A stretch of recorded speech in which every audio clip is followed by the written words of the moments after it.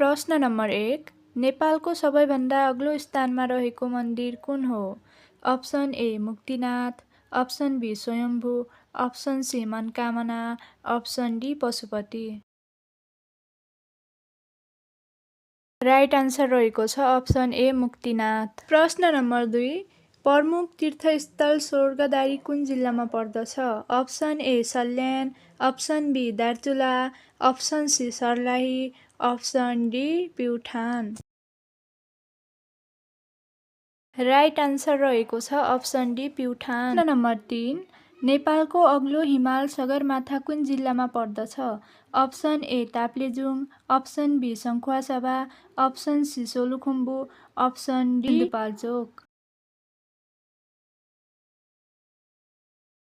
सही आन्सर रहेको छ अप्सन सी सोलुखुम्बु। प्रश्न नम्बर 4 नेपालको नक्सासँग मिल्दोजुल्दो आकृति भएको जिल्ला कुन हो?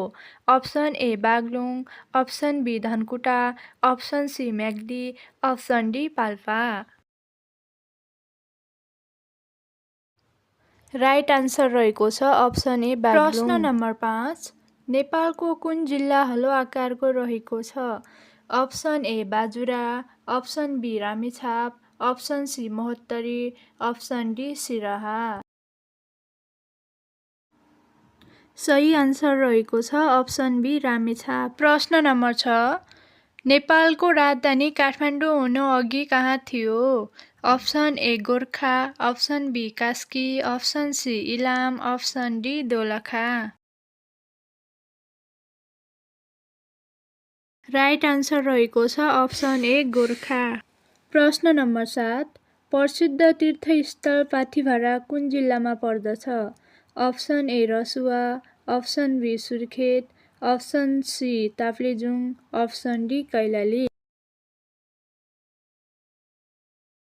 सही आन्सर रहेको छ अप्सन सी ताप्लेजुङ।